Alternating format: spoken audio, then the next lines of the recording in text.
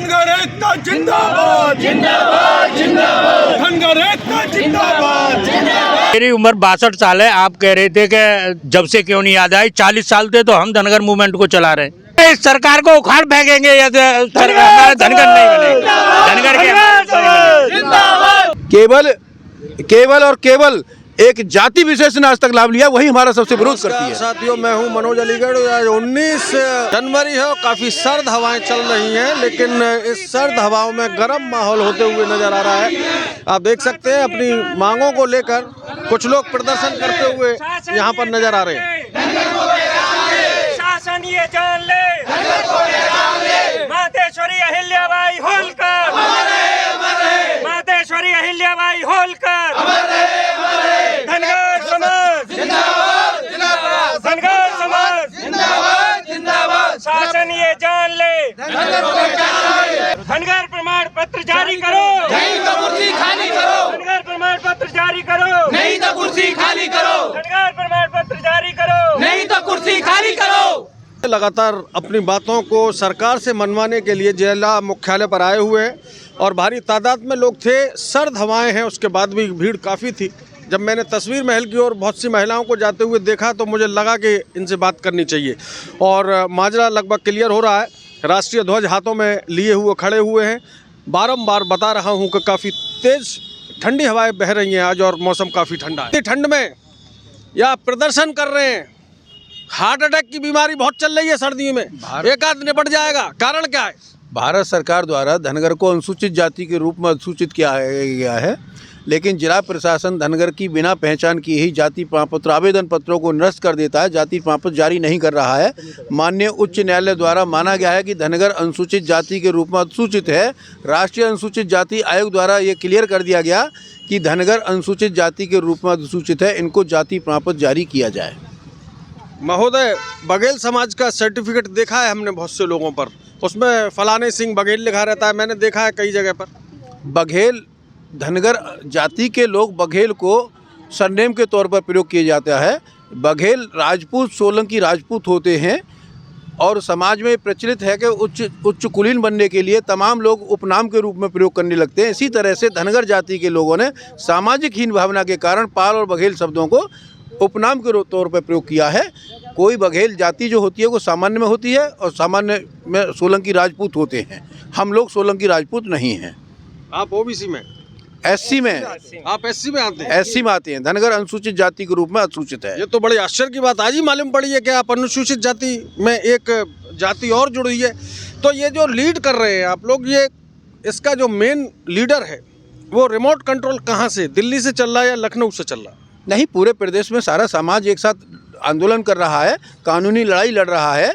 अनुसूचित जाति के रूप में आज से अनुसूचित नहीं है, 1950 से अनुसूचित है। जाति प्रमाण पत्र इशूइंग अथॉरिटी सम्मान देते हुए और आपका जो भी मूवमेंट है, I am supporting the national movement. Thank you, thank you जी, thank you madam, thank you. Dhangar अनुसूचित जाति के रूप में 1950 से अधिसूचित है। जाति प्रमाण पत्र निर्गत करता अधिकारी तहसीलदार है। क्या है? मेरी उम्र 50 ईयर है।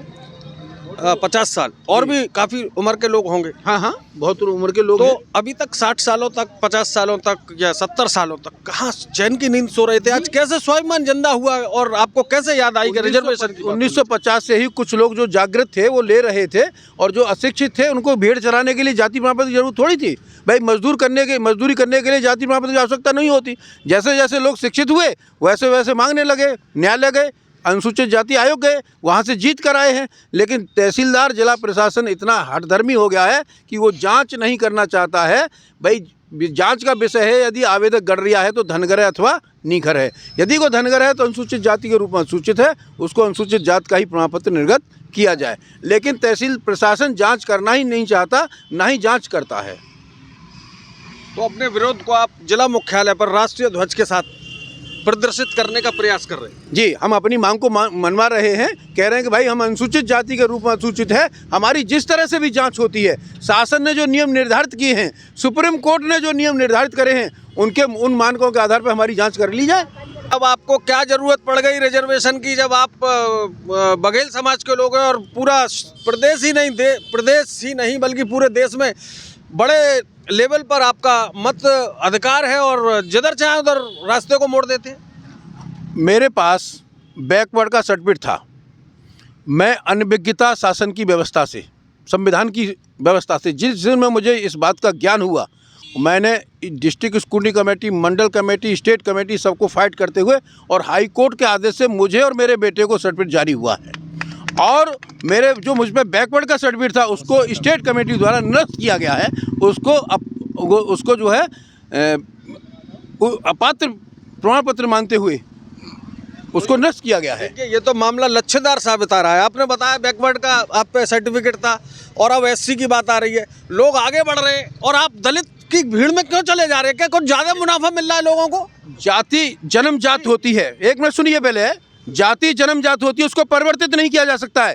जिला प्रशासन जबरदस्ती धनगर को गडरिया बना रहा है।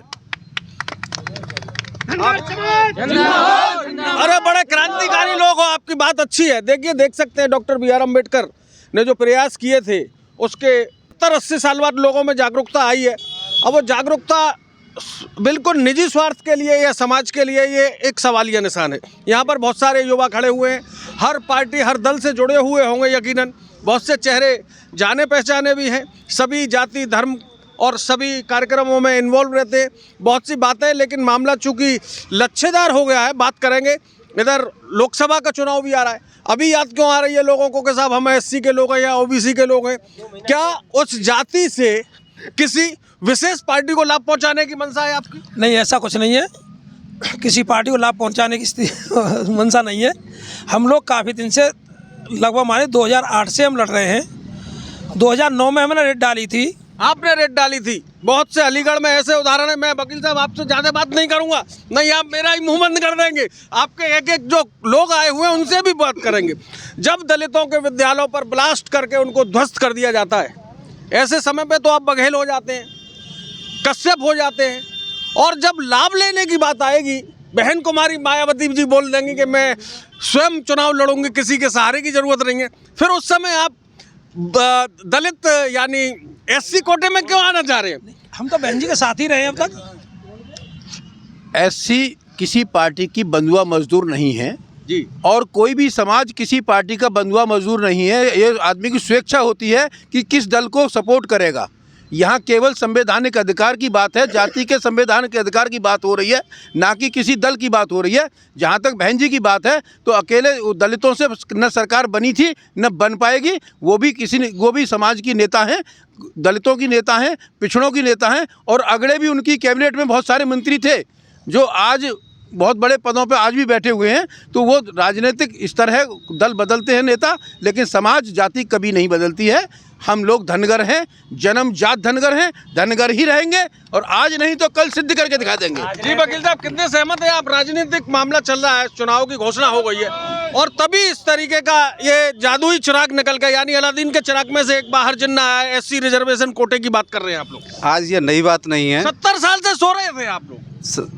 24 जनवरी 2019 को इसी सरकार ने शासनादेश जारी किया था धनगर प्रमाण पत्र बनाने के लिए, लेकिन उसके बावजूद भी जिला प्रशासन आज तक कोई प्रमाण पत्र नहीं बना रहा है। हमारे समाज के लोग जब आवेदन करने जाते हैं तो लेखपाल ये कह करके आवेदन निरस्त कर देता है कि यहाँ पर धनगर लोग निवास नहीं करते। इसके लिए हम लोगों ने 2 महीने पहले से भी डीएम साहब को ज्ञापन दिया, उसके बावजूद भी आज तक कोई प्रमाण पत्र नहीं बना। आज एक दिवसीय धरने में हमारे यहाँ 3-4 हज़ार लोग इकट्ठे हुए। आज हम लोगों ने यह दिखा दिया है कि प्रशासन ये देख ले, जो लेखपाल यह कहकर रिपोर्ट लगाते हैं कि यहाँ धनगर निवास नहीं करते। आज हज़ारों की तादाद में यहाँ पर धनगर इकट्ठा हुआ। चलिए, हज़ारों की तादाद में धनगर इकट्ठा, भोजन रखा हुआ है प्लेट में जी, और 4 लोगों को मिलना चाहिए था और 40 लोगों को अगर इन्वाइट कर देंगे तो ये स्वादिष्ट और बेहतरीन व्यंजनों का मामला है, निज स्वार्थ का मामला है या सामाजिक चेतना की बात कर रहे हैं? ये एक सामाजिक चेतना है। जो अधिकार हमें संविधान से दिए गए हैं, बाबा साहब अम्बेडकर साहब ने जब हमें संविधान में ये अधिकार देने के लिए लिखा हुआ है, तो ये संविधान हमें बहुत पहले मिल जाना चाहिए था। लेकिन ये उस समय तो जातियां छुपाकर लोग रहते थे भाई, एससी लोगों से बदबू आती थी, उनके पास भी नहीं जाते थे, और अक्सर गांव के दूसरे किनारे पे पोखर के पास दलितों के घर हुआ करते थे, और आप बढ़िया वीआईपी सुविधा में रहते थे। व्यवस्थाएं ऐसा नहीं है। हमारे जो किसी भारतीय जाति व्यवस्था ग्रामीण में आज भी निवास करती है। आप चलिए हमारे साथ, हम दिखाएंगे कि हमसे लगे हुए धोबी, वाल्मीकि, जाटव और धनगर, अगर चारों जातियों का घर एक जगह न हो तो हमें बता दीजिएगा कि 70 साल हो गए साहब, 70 साल से भेड़ चराते चराते, अब पहले मैं कह चुका हूँ कि भेड़ चराने के लिए किसी जाति प्रमाण पत्र की जरूरत नहीं थी, या थी तो बता दीजिए मुझे।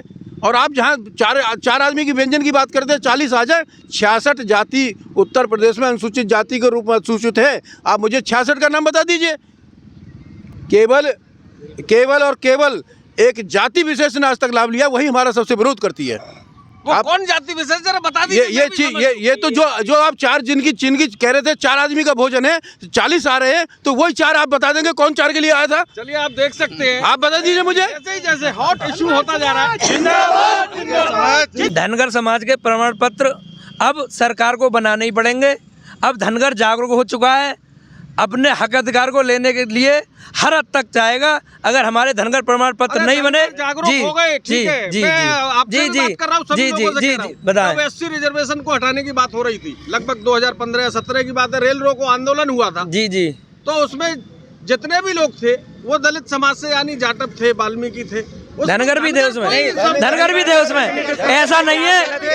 उसमें धनगर भी थे भाई साहब, लेकिन धनगर थे, आप धनगर थे। मैं काफ़ी लेट हो चुका हूँ, काफ़ी भरी भीड़ थी, महिलाओं ने भी पूरी भागीदारी की थी यहाँ पर। एक मैडम हमारे साथ में, इनसे भी कुछ पूछते। मैडम क्यों खड़ी हैं आप यहाँ पर? देखिए, धनगर जो होते हैं वो हमारे सभी जाति धर्मों से अलग मामला नहीं है, ये हर एक का मामला है। हमारे यहाँ भी होते हैं, हमारे यहाँ भी उनको गडरिया कहते हैं और बघेल समाज होता है। आपने जो अभी बात की कि आज जागरूक हो गए, ऐसा नहीं है, संघर्ष करते आए बहुत पहले से, लेकिन अब के जो युवा हैं ना, वो ज़्यादा शक्तिशाली हैं और वो जागरूक हो चुके हैं, शिक्षित भी हो रहे हैं और शिक्षित हो गए हैं। इसलिए उनके भविष्य के लिए अब ये सोचा जा रहा है कि ये प्रमाण पत्र जारी होना चाहिए। और 1 मिनट का समय है, आप बोल दीजिए। बिल्कुल सर, एक बात बताइए, जब एक मंत्री का प्रमाण पत्र जारी करके उसको मंत्रालय दिया जा सकता है केंद्र में, तो क्या ये युवा, इनको हक अधिकार नहीं है कि इनको इनकी शिक्षा के लिए, इनको सामाजिक उत्थान के लिए, इनको राजनीतिक उत्थान के लिए इनका अधिकार मिलना चाहिए? जब ये 1950 से हमें हमारे संविधान में दिया गया है तो हमें क्यों नहीं मिल रहा, और ये क्यों रोके जा रहे हैं? 27वें नंबर पे धनगर अंकित है, और है, ये शासन भी जानता है, प्रशासन भी जानता है। और जातिगत जनगणना में 2011 की में अलीगढ़ में 2398 अंकित है धनगर जाति, फिर 2398 को भी क्यों नहीं दे रहा? इसका मतलब ये है कि ये प्रशासन में कहीं ना कमी है। और जब 24 जनवरी 2019 में ये आदेश, स्पष्टीकरण आदेश मुख्यमंत्री के द्वारा जारी हो गया, तो ये प्रशासन उनके आदेशों का पालन क्यों नहीं कर रहा, क्यों बार बार अवहेलना करता है? और ये आंदोलनों की बात ये आज नहीं हो रही, ये आंदोलन बार बार हुए हैं, कई बार हुए हैं, लेकिन प्रशासन ने अपनी हट धर्मिता को अपनाया है। हमारे साथ हमेशा हमारा शोषण किया, हमारे साथ अत्याचार किया। ऐसा नहीं है, अलीगढ़ में प्रधान भी धनगर से रहे हैं, जिला पंचायत सदस्य भी इस समय धनगर से हैं, एससी में, एससी की रिजर्व में है। फिर ये क्यों नहीं सुनवाई हो रही? इससे ये होता है कि ये प्रशासन जानबूझ के हम लोगों को हमारा अधिकार नहीं देना चाहता, हमारा शोषण करना चाहता। और ये हमारी मांग है कि ये ज़रूरी नहीं है कि आज हम जगे। आप लोग क्या चाहते हो? क्या हम अगर 70 साल से अगर आप जगे हैं तो क्या और 70 साल हम गड्ढे में गिरे रहें? क्या हमको हमारा अधिकार जानने का हक नहीं है? हम अपने संविधान को जानते हैं और अब अच्छी तरीके से जान चुके हैं। जो बाबा साहब अम्बेडकर ने जो हमें अधिकार दिए हैं, हम उनको लेके रहेंगे और लेके ही रहेंगे।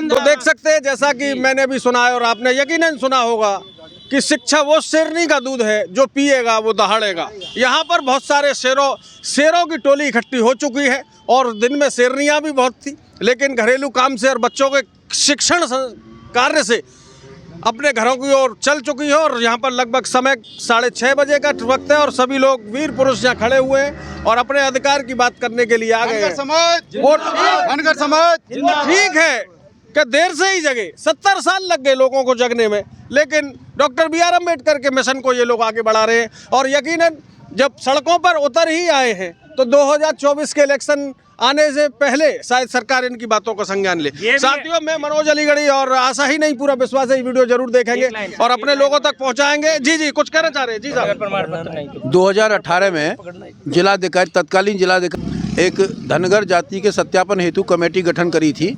जिला प्रशासन चाहता तो अब तक सत्यापन करा लेता, लेकिन जिला प्रशासन अपनी हठ धर्मता के कारण हमारे संवैधानिक अधिकारों को दमन कर रहा है और खुले मन से दमन कर रहा है। हमें अगर हमारा अधिकार नहीं मिलता है तो हमारा ये हमारे ये धनगर समाज ने ये तय भी किया है कि अगर प्रशासन और ये सरकार हमारे अधिकार, हमारी बातों को नहीं सुनती है, हमारे अधिकारों को नहीं देती है, तो हम चुनाव बहिष्कार की ओर भी जा रहे हैं। और उन लोगों को हम कभी वोट नहीं देंगे जो हमारे अधिकारों को, हमारा सम्मान नहीं करते, हमारे अधिकारों को देने से कतराते हैं। चाचा कुछ कह रहे थे? हाँ, मेरी उम्र 62 साल है। आप कह रहे थे कि जब से क्यों नहीं याद आई, 40 साल थे तो हम धनगर मूवमेंट को चला रहे हैं। अच्छा, चला हाँ हाँ, और आज तक इसकी मतलब सुनवाई सरकार नहीं कर रही है। गूंगी बहगी सरकार बैठी है। हाँ, प्रयास कर रहे हैं, अब भी प्रयास कर रहे हैं कि हमारे धनगर सर्टिफिकेट जारी होने चाहिए। और नहीं हुए तो सरकार को संघर्ष करेंगे और इस सरकार को उखाड़ फेंक देंगे। जो भी संवैधानिक तुम एकदम चाचा, मैं सुन नहीं पाया, क्या बोले हो आप? अरे इस सरकार को उखाड़ फेंकेंगे या हमारे धनगर नहीं बने, धनगर के जो धनगर की बात करेगा चलिए साथियों, बहुत बहुत धन्यवाद। और जो भी श्रोता और दर्शक देख रहे हैं इस वीडियो को आगे बढ़ाएं और विशेषकर धनगर समाज के लोग जरूर आगे बढ़ाएं और मुझे फॉलो कर लें, जिससे मेरी हिम्मत और हौसला अफजाई होती रहे। आपका बहुत बहुत धन्यवाद।